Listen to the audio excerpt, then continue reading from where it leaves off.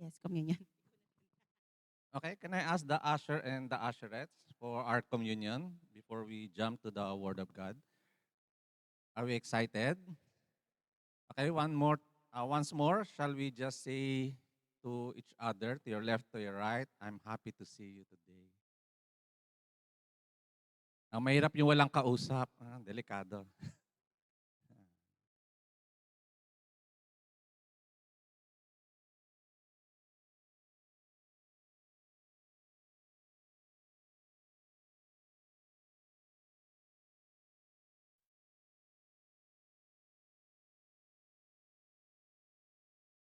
You can take off the lead right away para tuloy-tuloy tayo.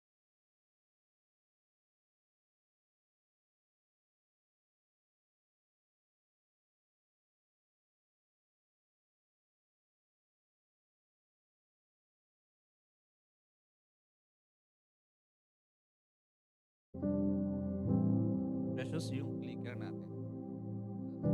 Okay, shall we all rise for our communion?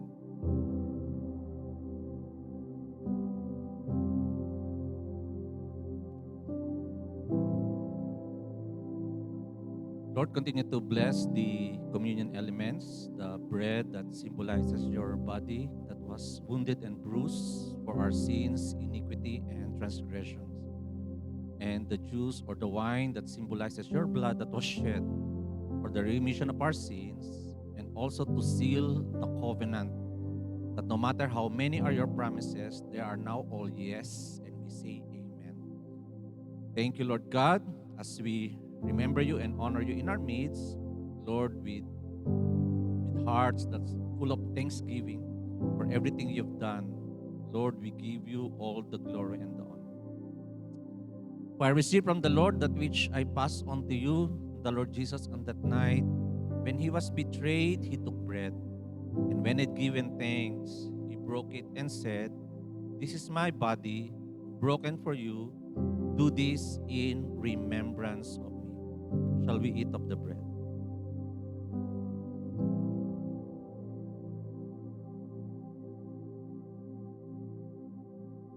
And in the same way, after supper, he took the cup, saying, "This cup is the new covenant in my blood, that whenever you drink from this cup, do this in remembrance of me." Shall we drink? And again, thank you, Lord, for the salvation, for the gift of righteousness, for blessing all the works of our hands, for healing our bodies, and Lord, blessing even our children and making them mighty in the land to possess the gates of the enemy, and our children shall be blessed. Thank you, Lord. In Jesus' name, amen and amen. Praise God. Praise God. Are we ready for the word? Do you have your Bible? Okay. Online. Okay, slide please. Okay, so we started a series entitled Unshaken. Herein we address how to be unshaken in this shaky world. And we know that we are in a very volatile situation, politically, economically, morally, even religiously. Then on top of that, uh, like natural calamities just keep sprouting randomly in many parts of the world. Now that adds to the chaos. So, can we really have peace and security in such a time as this? Yes.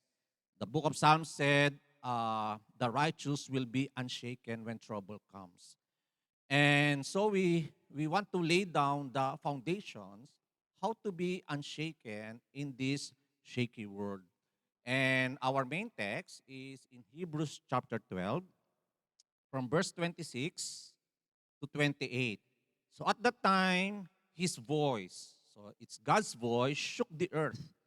But now he has promised, "Once more I will shake not only the earth, but also the heavens." And the words once more indicate the removing of what can be shaken, that is, the created things, so that what cannot be shaken may remain.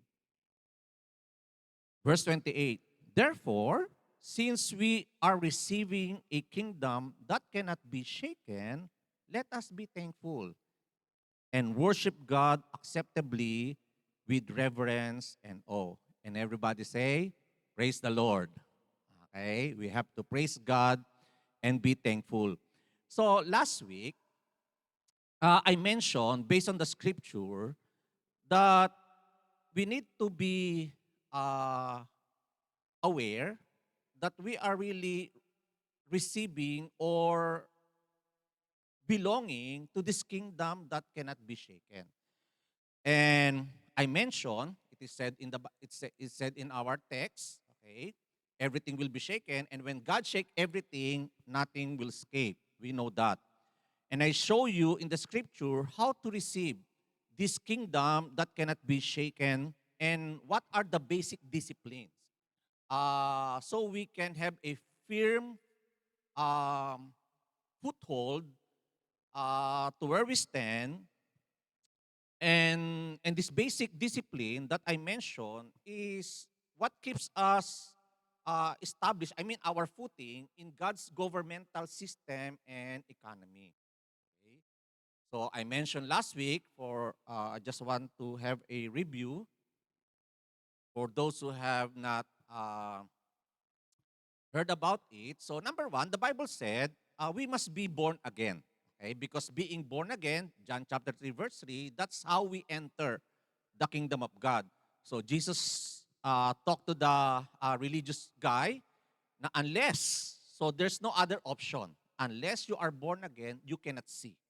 Then he repeated himself in verse 5, unless you are born of water and spirit, you cannot enter. And that's what happened to us. Okay, we did not change religion. We are born again in the family of God. That's why Jesus used the term born. Okay, you did not apply for membership. There's no expiration. You become a permanent member of the family. Amen. Born. So having born in the kingdom of God, then we become heirs. Okay? That's basic arithmetic, ano? Pag ikaw ay pinanganak, tagapagmana ka, of course. And Jesus said in Luke chapter 12, verse 32, it is your Father's pleasure to give you the kingdom. Okay? Now, not many people are happy about that. Doesn't matter. As long God is happy for you. Okay? God takes pleasure in giving you His kingdom. Amen. Then, basic discipline, becoming a part of God's family, okay, our new priority and highest should be the kingdom of God. That's why Jesus said, seek first. Not secondly, not afterward, seek first. Make it your priority. Then all things, not some, not many, all things shall be added unto you. So this is how a kingdom or God's economy works. If you seek first His kingdom, if you give priority, then what you are trying so hard to add to your life, God will help you. Okay? Or God will even do it for you. Amen. Meron pa bang mas madali doon? Okay? Si Lord nagagawa. And even in our prayer, our highest pursuit and prayer should be the kingdom of God. Matthew 6:9. Your kingdom come, your will be done on earth as it is in heaven. So we used to pray a lot about that prayer, the Lord's Prayer, but we don't really understand what we're asking. Okay? But now, having belonged to the kingdom, we have a gradual growing perception.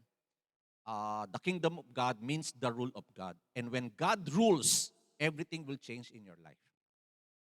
Amen. Amen. Now, going back to our text, it didn't say that the natural calamity or the devil will shake everything. No. The voice of God. God, with His voice, will shake everything. And when we say voice, it's the word of God spoken or declared. So when God speaks, release His word, everything will shake. Now, the tone of this is not God trying to comfort you. God is trying to speaking blessing to you. No, the context of this, of course, is judgment. When that final day comes, when God speaks His words, everything will shake. Say the voice of God. And anything, having said that, anything that is not in the same frequency, anything that is not built on the Word of God will collapse. Now, have you watched this glass being shattered by specific pitch, sound pitch, or wavelength, or voice? Na-encounter nyo na tong experiment na to? Okay? Now, the explanation is, a glass has natural resonance, a frequency at which glass will vibrate easily. So if the force from the sound wave making the glass vibrate is big enough, now the size of the vibration will become so large that the glass breaks. Now, in the same way, okay, when God speaks, when something in our lives is not in the same resonance, it's not in the same pitch, it will collapse. The only thing that will stand in our lives is our lives that's built on the Word of God. Naintindihan niyo yun? Pag nagsalita ang Diyos, ang tatagal lang sa atin, yung parte ng buhay natin na tinayo mo sa salita niya. Beside that, outside of the Word of God, everything will collapse in your life. Naintindihan ho natin. Amen. That's why even Jesus said, heaven and earth will pass away. Think about that. Okay? Nothing will stay forever on earth. Only the Word of God. But my word will by no means pass away. So how do we know that our lives are really built on the Word of God? Tanong mo yung katabi mo, how do you know? Na you will stand. It's not by hearing only, but by acting, obeying, doing the Word of God. Naintindihan natin. That's how our lives are built. Hindi yung napakinggan mo lang, kundi ipinamuhay mo. That's how you are taking root, okay, in a firm foundation. Now, Jesus said, now listen to this. Whoever comes to me and hears, and does, say does, what I say, I will show you who is like. Okay? He is like a man building a house who dug deep and laid the foundation on a rock, and when the flood arose, the stream beat vehemently against the house and could not shake it. Sabi nyo, unshaken. For it was founded on the rock. Verse 47. 49. Okay. But the one who hears my word and does not put them into practice is like a man who built a house on the ground without foundation. The moment the torrent struck that house, it collapsed and the destruction was complete. Now notice, there's no difference with the testing the house underwent. It's the same storm. Okay? It's the same type of house. The only difference is the foundation. Amen. And you observe the Luke version because in Matthew's version, he used building on the sand. Now, it's the same way. Sand will not endure storm. Okay? Sooner or later, it will give way. But in the Gospel of Luke, it didn't say the second house was built on a sand. No, there's no foundation at all. Anything that's not in the Word of God in your life has no foundation. It has no footing. It has no ground to hang on. Okay? It will just give way. Okay? So say foundation. So everything in our lives that is not founded in the Word of God will collapse sooner or later. So Jesus and His Word is the only true foundation in life. Amen. And not just foundation, solid foundation. Okay. Now, so our lives are being built when we start hearing, contemplating, okay, meditating, until it incite response, okay, positive response. How should you call that?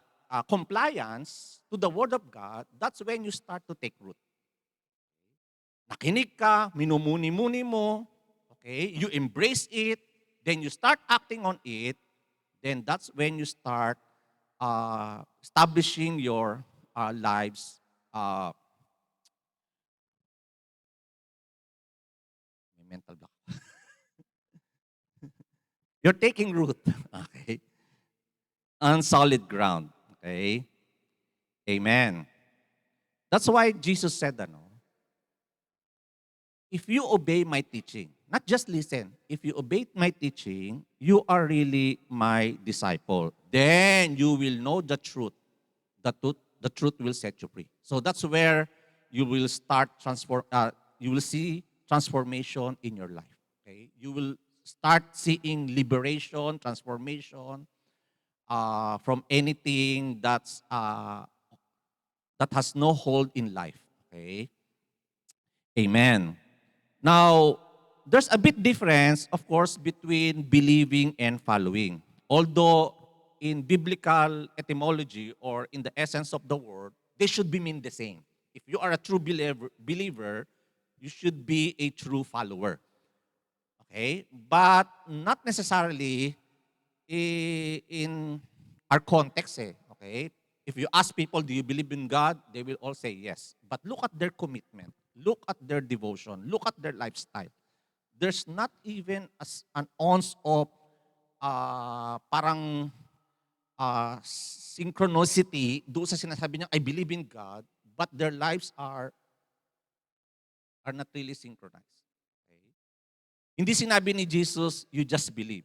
Sabi niya, you obey. If you obey, you are my true follower. Okay? Disciples. Amen. Amen. So the thing is, it's not upon hearing, it starts there, but it didn't end there. Okay? We should become a follower, a doer of the Word of God. That's how we know our lives are being built on solid ground. Okay? That we can stand all kinds of shaking. That's why in Matthew chapter 13, so Jesus started to teach this parable, okay, entitled The Parable of the Sower. So in Matthew chapter 13, so the story goes like this, the farmer scattered his seed, and apparently the seed fell on four kinds of soil. Okay? One is described as the pathway or hard. Okay? Of course, if you are walking this ground frequently, it will compact itself and it will become hard. So the pathway, then the rocky soil or the stony soil, then the thorny or the weedy soil, and the good ground. Okay? So some fell on the path, and Jesus said, the birds quickly eat up the seed. Okay? Those who fell on the pathway. Okay? Right away daw, the bird saw it, and he started to perch on it. Now some fell on the rocks that have not much soil, so the plants grew quickly, but soon the sun dries them up, and the plants die. Okay. Now some fell among the thorns. The weeds and thorns choked the plant, and the plants died as well. And the other fell on good ground, so the plants grew and yielded crops. Okay, 30, 60, even 100-fold. Now, later that day, the disciple asked Jesus. Okay, they presented him a query and said, Lord, why do you speak to people in parables? Bakit hindi ka straight to the point? Okay? Why you speak to them with stories? Now look at Jesus' answer. He answered to them, because it has been given to you to know the mysteries of the kingdom, but to them it's not been given. Now, what the Lord Jesus is saying, to you who are interested, to you who are willing, to you who are taking serious of what I'm saying, to you is given how the kingdom of God works, how it operates. But to the unwilling, everything will remain a mystery. Naintindihan nun natin? Now, the disciples and the crowd heard the same story. But look at the difference. The crowd just went away after he taught. But the disciple asked, Lord, can you explain the parable? So the parable is like a filter, okay, to know who's willing and not, to separate them, who is willing to comply, embracing the Lord and His teaching, or from those who are just merely, bahala na kayo. Okay? Can you ask your neighbor, which one are you? Okay, passers-by or willing interest? Okay? So, the Lord start to explain. Listen. So, very, very specific si Lord. The mysteries of the kingdom is being revealed to you. How the kingdom of God works, how it operates, will be revealed to you. But to them, sorry, they are not willing. Okay? So Jesus explained the hard soil. Listen to what the parable of the sower means. Now, it's Jesus interpreting, hindi ko to interpretation. Okay? It's the Lord interpreting His own story, His own narrative. Listen then to the parables of the sower. When anyone hears not just the message of the kingdom, and does not understand it. Now what happened? The evil one comes and snatch away what was sown in his heart. This is the seed sown along the path. Now, people might not understand the scripture for a couple of reasons. Probably number one, the preacher, like me, is not clear enough with his presentation of the gospel. So that's why people don't catch, okay, the message right away. Kaya nga yung style ko, I repeat myself the next Sunday because they say, the first time you hear the message, you only kept 20% of what you have heard. Kaya minsan, I have to repeat over and over again until it really sink on you. Okay? But sometimes, it's on the preacher. Okay? Hindi clear yung presentation, not clear enough, so the listeners miss the point. But also, some listeners are just biased. Okay? They are unwilling to change. Okay? Meron lang talaga, parang kung ano yung alam niya, yun na yun. Okay? And so, the carnal mind and the flesh are resisting doon sa changes na gustong gawin ng Lord sa kanya. Di ba? Di ba naalala yung testimony nyo na dati? Okay? You want to be Godward, you want God in your life, pero kapag natatakil na yun, forgiving your enemy, turning your back on your vices, suplado naman yung pastor na yan. No? Simply because your flesh is resisting for the change it demands. Naintindihan natin? Meron tayong mga biases. Okay? That's why we are not understanding what God is trying to get into us. Now, I'm not speaking about cognitively impaired person. Okay? Wala naman ditong gano'n, di ba? Tingnan mo nga, mukha bang may kulang-kulang? Hindi naman, di ba? Okay? So, that's why in our discipleship, I keep on asking, do you have any question? Is there anything that's not clear? Okay? Or do I need some more explanation. Kasi nga, yung one setting, people will not get everything right away. Naintindihan natin. But Jesus said, okay, beside that, Jesus said, the reason some are not understanding the Word of God, as simple as it is, okay, sabi nyo, the devil. Sabi nyo, the evil one. Now look at Mark's version. The sower sowed the word. So the seed speaks of the Word of God, and the farmer is the preacher. Naintindihan natin. And apparently, some of the word fell on different kinds of hearts. Some are hard, stony, or rocky, then thorny, and good soil. So these are the ones by the wayside where the word is sown.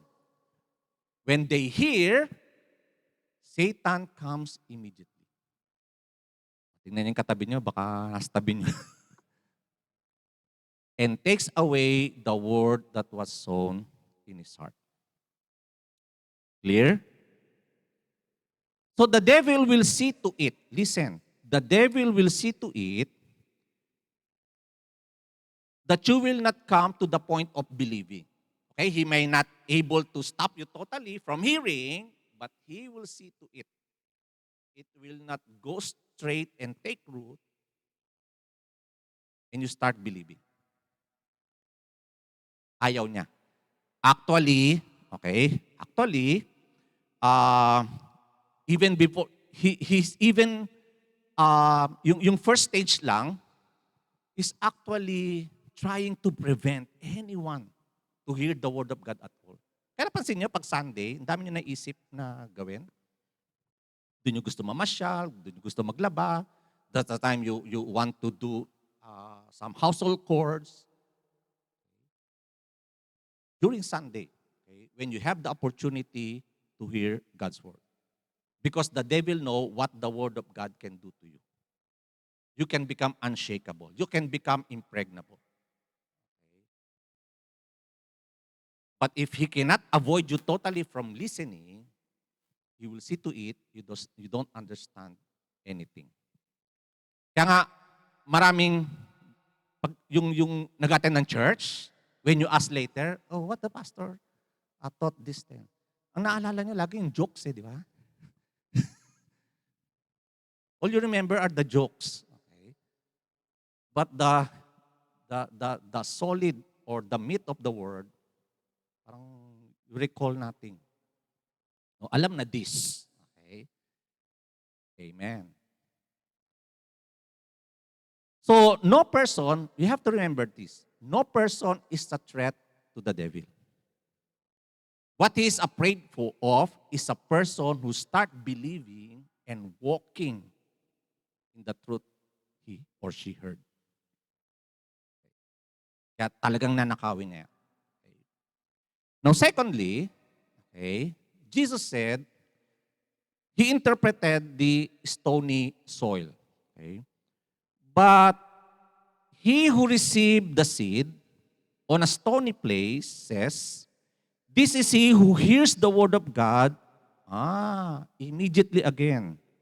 Receive it with joy, yet he has no root in himself, but endures only for a while, for when tribulation or persecution arises because of the word, immediately he stumbles. In another translation, when troubles or persecution comes, not because of you, because of the word, they quickly fall away. Now, did you notice, tribulation, persecution, troubles arise right away, not because of you, but because of the word of God. So all forces is doing itself, consolidating its effort, for the word of God not to take root in a person's heart. And the first thing he will employ is using persecution. Okay? Amen. And we know that not every person can stand the heat.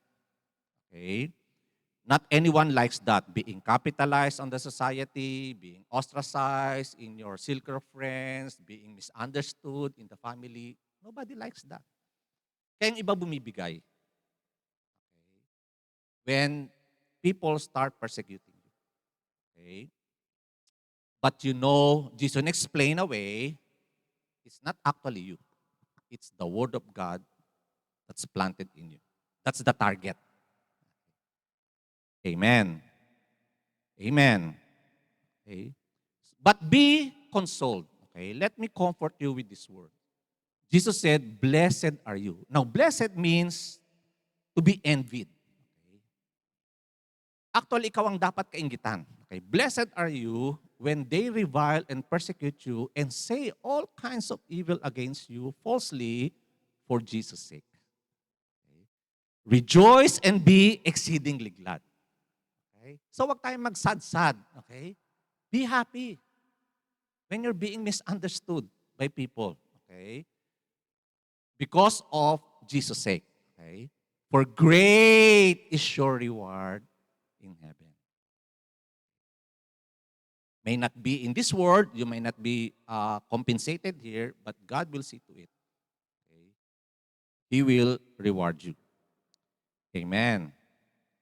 Then, let's go to the thorny ground. Bilis pala, akala ko. Dali lang. So, how Jesus described the thorny grounds? Now, he who receives seed among the thorns is he who hears the word and the cares of this world. Ayan. Okay. Mga worries in life. And the deceitfulness of riches choke the word and becomes unfruitful. Now you see the target again, it's the word. What's trying to be squeezed in our lives is the word. Okay? To make it unproductive, to make it futile, okay? To make it not taking root. If the devil cannot get you in a hard way, he will employ the sweet way. Deceitfulness of riches. Amen. Kaya na-testify ko last week, we have this member in Isabela.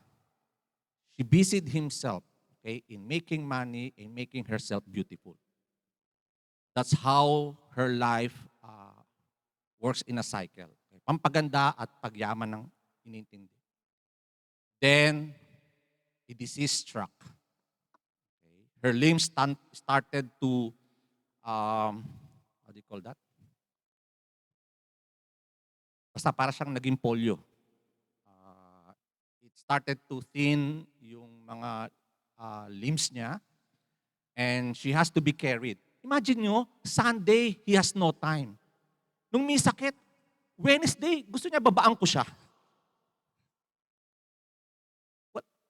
English dahil, English? Okay. Google, can you translate?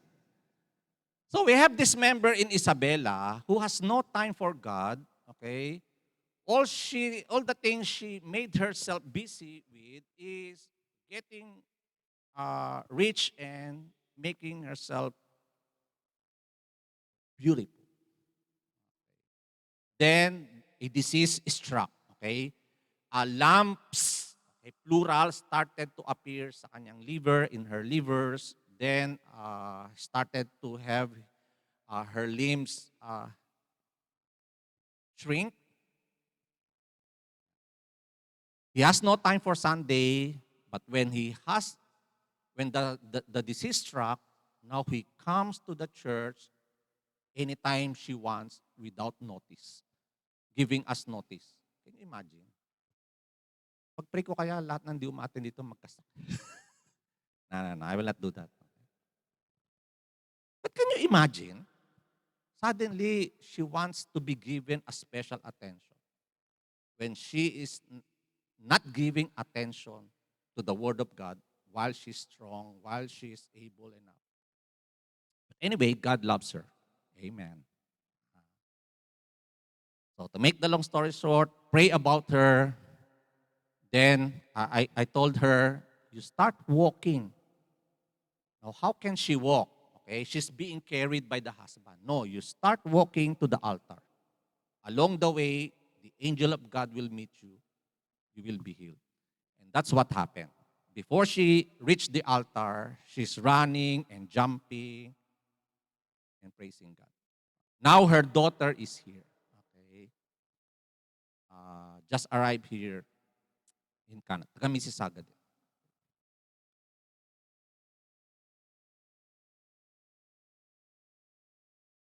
But you see how deceitful the enemy, he will employ all kinds of uh, allurement just to stay you away from the Word of God. That's why another translation for deceitfulness of riches, it says the lure of the riches, the seduction of riches, the pleasure of riches, the temptation of riches, the love of money. Now, hear me out. Money is not wrong.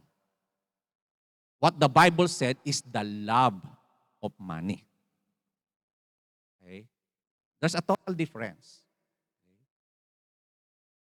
For the love of money is a root of all kinds of evil. Some people are eager for money, have wandered from the faith. So how do you know, okay, that you are like this?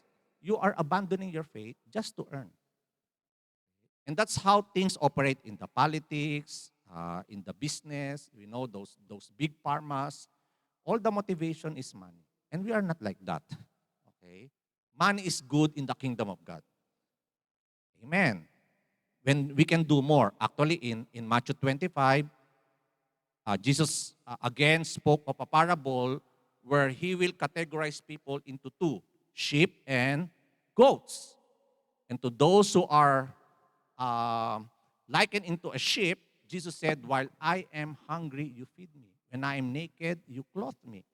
When I am in prison and sick, you visited me. Now, all those things you need money. But how we use it is the question. That's why Jesus said, di ba? For Jesus' sake, blessed are you, great is your reward in heaven. So money is good, okay, for the kingdom of God. Amen. But once your motivation is wrong, okay, just for the accumulation of wealth and things of this world, we know everything will collapse in this world. Everything will not stand. So don't waste accumulating them. The Bible said, seek first the kingdom of God. Then God himself will add what is essential in your life. Amen. So very clear, money is not wrong. It's the love of money. That is the root of all evil. Amen. So remember, we are talking here about the kingdom of God that cannot be shaken. And the kingdom principles of having all our needs met is Matthew 6, verse 25. I tell you, don't worry, okay, about the things you need in life. What you eat, what you will drink, what you wear, your life is more important than food. And your body is more important than what you put on it. Minsan, we try to dress up and pamper the flesh. Tapos, what's the point? Di ba? Sakitin naman tayo. That's why John said, okay, the disciple whom Jesus loved, I, I pray that you prosper and be in good health as your soul. So they are connected, your spiritual life. Okay? But to separate them, it's not kingdom way. The kingdom of God, this is how the economy works in the kingdom of God. Seek first the kingdom. As your soul prosper, then everything in you will start to prosper as well. So that's what we're talking about, okay? The kingdom of God that cannot be shaken. There are God's ways of doing things. Amen. So bahala kayo, okay? sana it's not too late for us to realize that our lives are built on sinking sand. So we have to build our lives in the Word of God, act on it, obey it, practice it. Then when the shaking happens, you'll see that you're still standing. So seek first. So don't worry. Say to your neighbor, don't worry. Okay. Life is more important than food. So when you say life, it's about your mental state. What the Bible said about our mental state. You will keep in perfect peace whose mind is stayed on you. That's the soul, the emotion.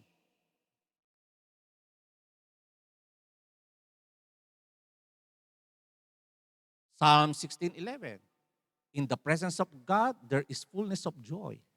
And in his right hand, there are pleasures forevermore. You see, as your soul prosper in the Lord, you start to prosper in other facets of life. So life is more important than food. The body is more important than what you put on it. But, ah, this is how things work in the kingdom of God. Seek first His kingdom, the rule of God, unahin mong pagharian ka ng Diyos. Unahin mong masunod ang Diyos sa buhay mo. Seek first His kingdom and His righteousness, and all things will be given to you as well. Amen? And finally, okay, the good ground.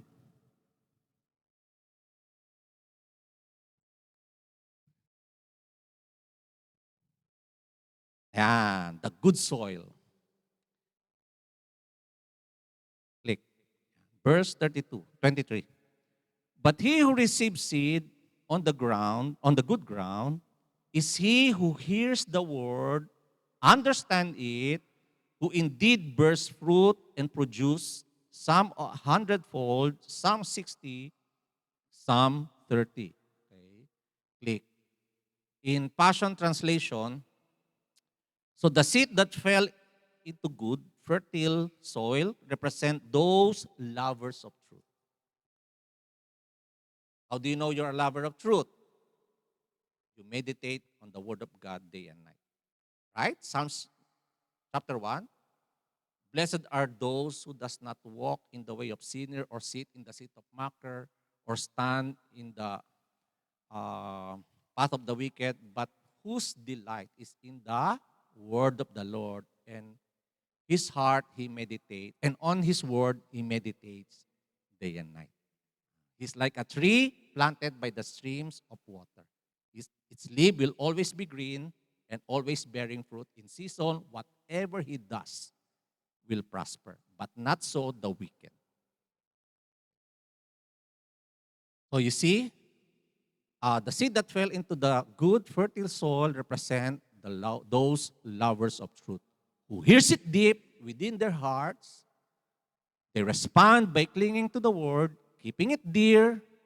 Hello, dear. As they endure all things in faith. This is the seed that will one day bear much fruit in their lives. Okay, so very self-explanatory. The key is to understand. Okay, so if there's anything the preacher said that's not clear enough, you ask. Or you Google or study for yourself. Amen. Okay, be a good Bereans. Okay, you check if the preacher saying is in the word. Okay, not by others' opinion or biases. Check it in the word of God itself.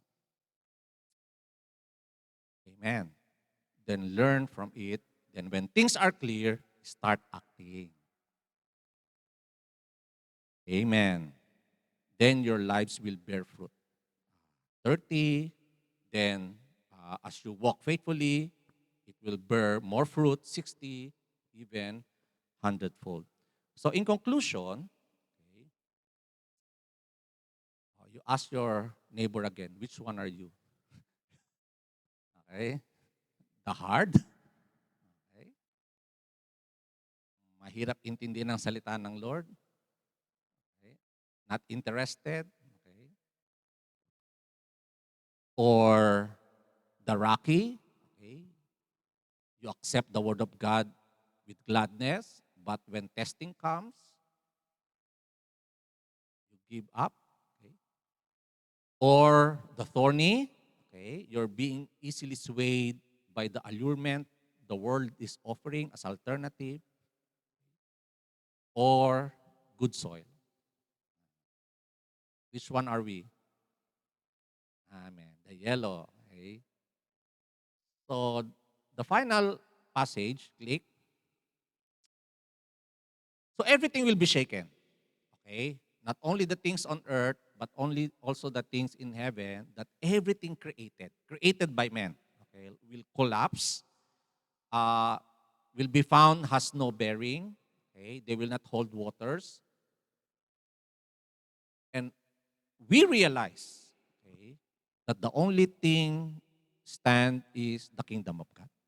And we are so grateful we belong to that kingdom. Amen. And worshiping God with reverence and awe. Now, so God said in Isaiah, has not my hand made all these things, so they came into being, declares the Lord. But this is the one I esteem. In other translation, this is the one I look for. Meaning the eyes of God searches the whole earth. He's looking for this kind of person. Who are those? He who is humble and contrite. Now, contrite means repentant. Repentant is not, Lord, forgive me. Repentant is willing to cast away your old reasoning and be transformed by the Word of God. Romans 12, do not be conformed to this world, but be transformed by the renewing of your mind. So, allowing the Word of God to correct us, to rebuke us, to start a new standard of living. Okay? That is a contrite spirit, willing to be corrected.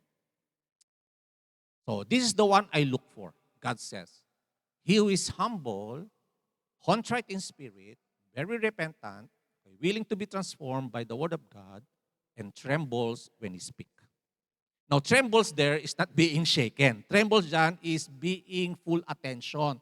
Di ba parang, kamay ngayon, nagsasalita na si pastor. Okay? O kaya, the boss is, we're in a meeting with the boss. You keep quiet. Okay? Because you want to give your full attention to the speaker. So that's expression of respect. So God said, those who respect my word trembles. Okay? Hindi yan yung parang terror. No, it's respect. Okay? It's giving full attention. So God is looking for this kind of people. Humble, willing to conform himself according to the word of God, and give attention when he speaks. Amen. Are we that person? Shall we all rise? Okay.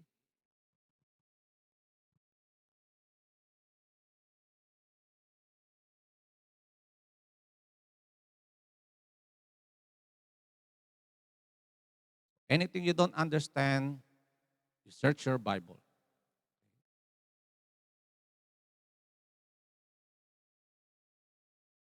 Study yourself. Find out yourself.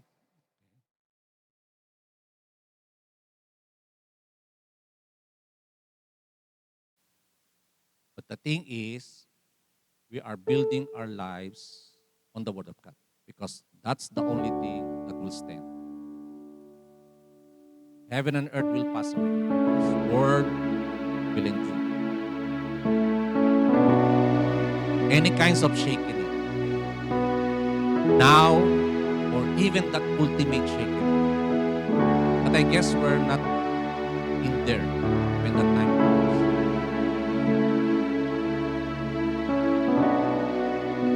But the same that will keep us firm, unshakable, secure. It's the word of God.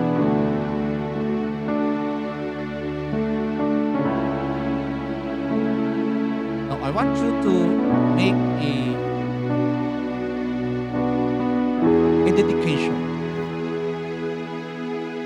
Just make a simple prayer to God. Lord, you know me, you know the value I give to your word. Do I really treasure it? O maisipan ko lang? You know, nothing to hide from God. But let's all have a renewed commitment to the word of God.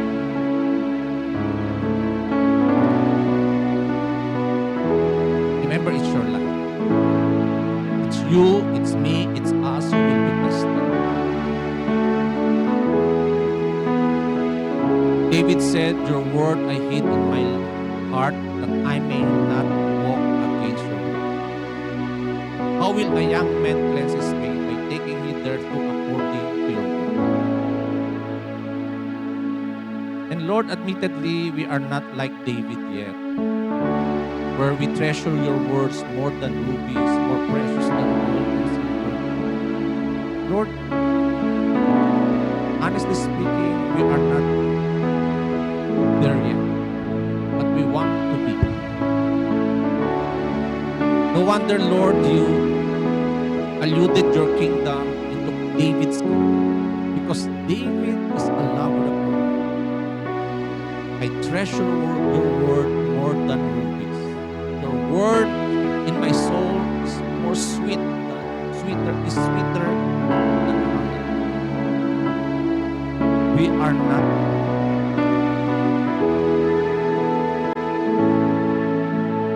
like that yet, Lord, but we want to be. And so, Lord, continue to steer our hearts towards your word. Make us lovers of truth, not opinions, truth.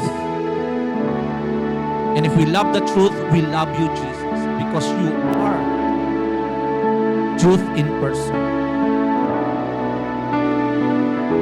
We cannot be loving the Bible and not loving you.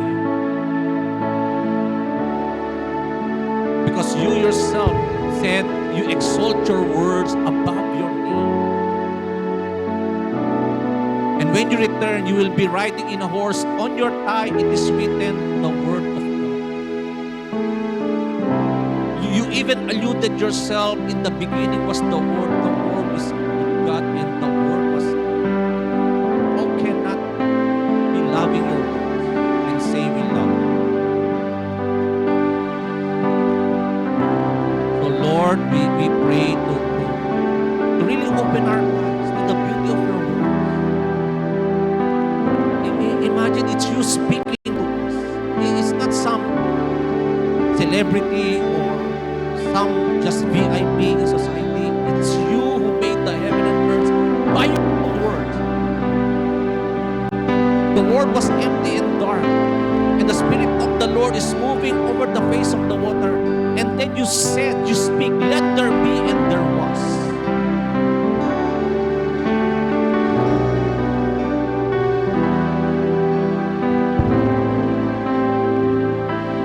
Lord, we are recommitting, dedicating ourselves to you.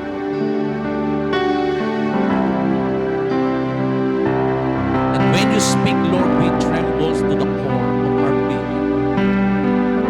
Because you know, Lord, you're speaking life to us. Your word is life and spirit. You sent your word, and your word heal us and save us from destruction. And your word will not return to you void, but it will accomplish the very purpose you sent it to us. Oh Lord, we love your word. And may it be our meditation day and night.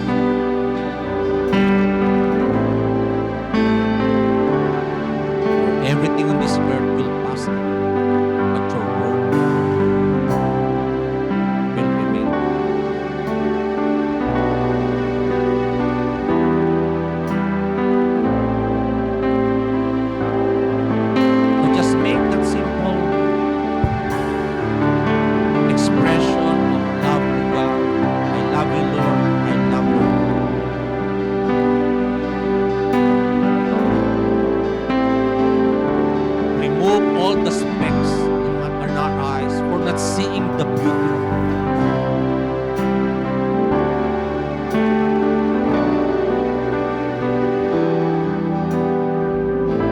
Our lives, Lord God, will always rest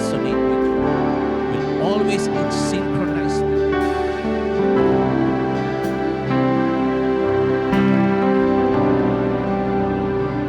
in our lives, bearing the fruit of your promises, 30, 60, even 100, affecting all the aspects of our lives, physically, financially, relationally, cognitively, because it's your word.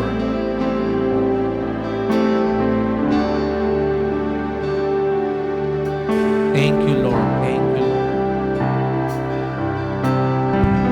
And as we say amen, can we just grab one hand and say, read your Bible. Okay, grab one hand. Read your Bible. Okay, everyone. Grab a hand. Read your Bible. Read your Bible. Pray every day. And you grow, grow, grow. That's deep prophecy. Okay? Okay. Shall we give the Lord a clap of praise?